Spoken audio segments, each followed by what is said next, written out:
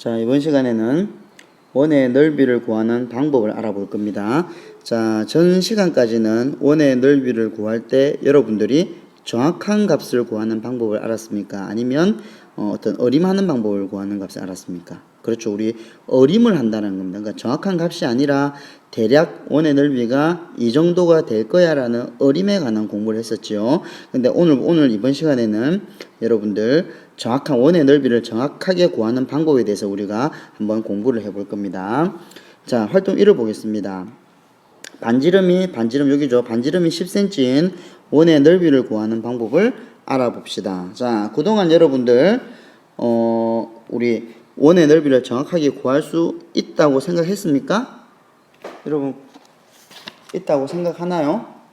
못 구했죠? 왜 그랬습니까? 여러분들 우리 어떤 모는 종이를 이용해서 정사각형 모양을 양도 측정해 봤는데 그것도 이렇게 원의 세세한 부분까지 다 들어가지는 않았죠. 그래서 원의 넓이를 정확히 측정하는 데는 분명히 어려움이 있었습니다. 그러면 지금까지 학습한 우리 도형의 넓이를 이용할 때 도형의 넓이를 이용해서 원의 넓이를 우리 구할 수 있다라고 생각을 합니까? 네, 역시 우리 좀 원의 넓이를 구할 때 어떤 어려움을 느끼고 있죠. 자, 우리 앞에서 그렇기 때문에 어림을 한 겁니다. 자, 그러면 이번에 이제 그렇다면 원의 넓이를 계산하기 위해서 여러분들 어떤 도형의 넓이를 구하는 방법을 어떤 도형의 넓이를 구하는 방법을 이용하는 것이 좋다고 생각합니까? 라는 질문인데, 자, 여러분 이 말이 무슨 말인지 좀 이해가 하기 어렵죠? 여러분 혹시 이거 기억납니까? 우리 삼각형의 넓이를 구할 때 여러분 삼각형의 넓이는 어떻게 구합니까? 여러분 식이 기억나나요? 밑변 곱하기 높이 그 다음에 나누기 2라고 하죠. 왜 나누기 2가 들어갔습니까? 여러분 왜 들어갔나요? 네, 뭘 이용했어요?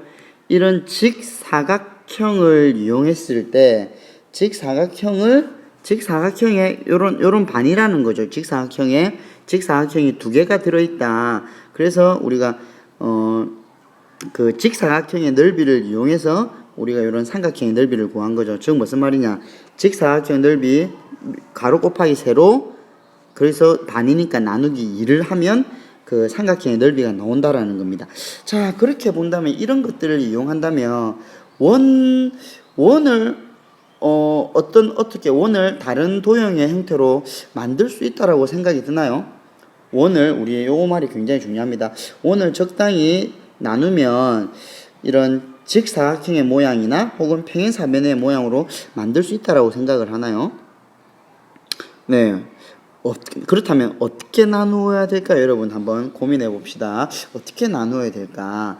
자, 이런 고민을 한번 해볼까요? 이런 원이 있습니다. 이런 원이 있어요. 원의 중심에서 마치 우리 피자처럼 이렇게 나누었어요. 잘라서 이 각각의 하나를 붙이는 겁니다. 이렇게 붙였어요. 그 다음에는 요 놈은 밑으로 붙이면 이렇게 붙을 것이고 이렇게 붙을 것이고 또 요렇게 붙다 보면 요런 모습이 마치 보면 위에 약간 울퉁불퉁 하긴 하지만 아주 이게 간격이 적다면 어떤 평행사변형의 모습 혹은 어쩌면 직사각형의 모습으로 만들어질 것 같다는 생각이 드는데 여러분은 어떻습니까? 자, 우리 이제 활동 2를 한번 보도록 하겠습니다. 활동 2는 조금 전에 선생님이 설명했듯이 이제 그 원을 어떤 다른 도형으로 직사각형이나 평행사각형으로 바꾸어서 원의 넓이를 구하는 방법을 우리 한번 직관적으로 한번 보도록 할게요. 자, 반지름이 10cm인 원을 그림과 같이 잘라서 모는 종이에 붙여 봅시다 라고 되어 있습니다. 자, 그러면 여러분 첫 번째 도형인 우리 이런 원이 나오지요. 원이 몇 등분 되어 있나요? 예, 8등분 했죠. 8등분한 원을 가지고 한 조각은 밑에 붙이고 한 조각은 위로 붙이고 한 조각은 밑으로 붙이고 한 조각은 위에 이렇게 붙여 나가는 모습을 보면 마치 어떻습니까? 위에가 이렇게 볼록볼록 하긴 하지만 평행사변형의 모습이 좀 된다라는 느낌이 드나요? 자, 밑에 거는 더욱더 어떻습니까? 밑에 위에 붙이는 거 어때요? 더 그 볼록한 부분이 더 작아졌죠. 자, 그렇다면 더 작으면 어떻습니까? 더욱더 위에 볼록한 부분이 작아지고 요 위에 여기는 평행사변형에 가까웠다면 점점 내려올수록 평행사변보다는 오히려 어떻습니까? 직사각형에 가까워지는 모습을 여러분들 확인을 할 수가 있을 겁니다. 자, 다시 한번 보면 이 원의 조각이죠. 원을 조각을 무수히 많이 이렇게 많이 내면 낼수록 내은 녀석을 옆에 이렇게 붙여서 보면 더욱더 어떻습니까? 직사각형에 가까워진다는 것을 여러분들 확인을 하실 수가 있을 겁니다. 자, 그러면 이제 활동 3번을 보도록 하겠습니다. 자, 원의 넓이를 구하는 방법을 이제 한번 앞에 거는 이제 이런 절차가 거친다라는 거 받고 이제 원의 넓이를 구하는 방법을 최종적으로 한번 알아보겠습니다. 원을 한없이 잘게 잘라 붙이면 원의 넓이는 어느 도형하고 가까워지는 것 같습니까? 이렇게 한없이 잘라 붙이면 여러분들 어떤 도형에 가까워지고 있나요? 직사각형에 가까워진다라고 여러분 할 수 있겠습니까? 자, 그렇다면 여러분들 원의 넓이는 이제 직사각형의 넓이를 이용하면 구할 수 있겠죠. 왜? 원을 짧게 잘라붙이면 직사각형스러워지는 걸 여러분의 눈으로 확인했기 때문에 원의 넓이를 직사각형의 넓이를 이용해서 한번 구해보는 겁니다. 자, 그러면 이제 첫 번째 질문이 나옵니다. 직사각형의 가로는 요 길을 말하죠. 요 길이는 결국 원의 어느 부분하고의 길이와 같나요? 예, 어떻습니까? 여러분, 여기서 실수를 하면 안 돼요. 우리 원을 붙일 때 여러분들 한 조각은 위에, 한 조각은 아래에 붙였죠. 그래서 따라서 결국은 뭐냐면 여기에 있는 반의 이 원주, 어떻습니까?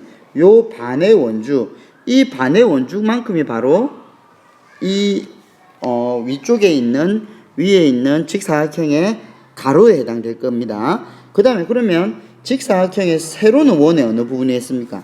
세로는 이 부분이죠. 이 부분은 결국은 뭡니까? 원에서 보면 중심에서 가해까지인 반지름하고 같다는 사실을 알 수가 있겠습니다. 자, 그래서 우리 여기는 반지름과 같고 그 다음에 가로는 원의 원주의 반하고 같다는 사실을 우리는 볼 수가 있는 겁니다. 자, 이제 마지막으로 우리 원의 넓이를 직사각형으로 이용하여 구하는 방법을 정리해 볼게요. 요게 핵심입니다. 핵심. 여러분 반드시 기억하세요. 자, 원의 넓이는 원주의 2분의 1. 원주의 2분의 1이라는 말은 여러분 요렇게 직사각형이 있을 때 원의 넓이는 직사각형을 이용한다 그랬죠. 그래서 직사각형은 어떻습니까? 가로의 길이죠. 가로의 길이가 결국은 원주의 2분의 1에 해당되는 것이고 세로의 길이 요가 결국은 뭡니까? 반지름에 해당되는 거죠. 그래서 원의 넓이를 직사각형의 넓이를 활용했을 때 가로와 세로의 길이 즉 원주의 2분의 1 곱하기 반지름이 되는 겁니다. 자, 그렇게 보면 또 밑에 보면 네모 곱하기 3.14가 결국은 뭘 말하는 겁니까? 이 네모는 지름 곱하기 3.14. 지름 곱하기 3.14가 뭡니까? 원주지요. 그래서 지름 곱하기 3.14 원주의 2분의 1이고 그럼 뒤에는 자연스럽게 뭐가 되겠습니까? 반지름이 될 겁니다. 자, 여기 또 보면 어떻습니까? 지름의 2분의 1은 뭐예요? 지분의 2분의 1은 결국 반지름이죠. 반지름. 그러면 반지름 곱하기 3.14라는 우리 새로운 원의 넓이를 구하는 식을 우리는 이렇게 만들어낼 수가 있는 겁니다. 자, 다시 한번 정리할게요. 원의 넓이를 구하는 것은 직사각형의 넓이를 이용하는 것이고 결국 원의 넓이의 식은 반지름 곱하기 원주율인 3.14를 곱하며 원의 넓이를 구할 수가 있다라는 겁니다. 자, 우리 익히기 한번 보겠습니다. 자, 익히기를 보면 먼저 여기 있는 가로의 길이는 결국은 뭐였습니까? 원주의 2분의 1이었죠. 원주의 2분의 1. 그러면 원주의 2분의 1이라는 것은 여러분 어떻습니까? 여러분 원주의 2분의 1은 지름 곱하기 원주율이 되는데 반지름이니까 2분의 1이 있는 거죠. 따라서 지름 곱하기 반지름 곱하기 원주율을 구하는 것이 결국은 뭐가 되겠습니까? 가로의 길이가 될 겁니다. 따라서 3.14 곱하기 3.14 곱하기 반지름이 12, 얘를 계산하면은 얼마가 나오나요? 37.68이 나옵니다. 30.68이 가로의 길이가 될 것이고, 세로의 길이는 뭐가 되겠습니까? 세로의 길이는 결국 이거는 반지름 12cm가 되는 거죠. 따라서 원의 넓이는 37.68 곱하기 12가 바로 원의 넓이가 되겠습니다. 자, 이걸 계산해 보면 452.2.16이라는 값이 나오게 될 겁니다. 자, 이 부분 여러분 원의 넓이에 대한 내용은 굉장히 중요하고도 어렵고도 또 재밌기도 하고 아주 중요한 내용이니까 꼭 기억하기 바랍니다. 자, 오늘 수고하셨습니다.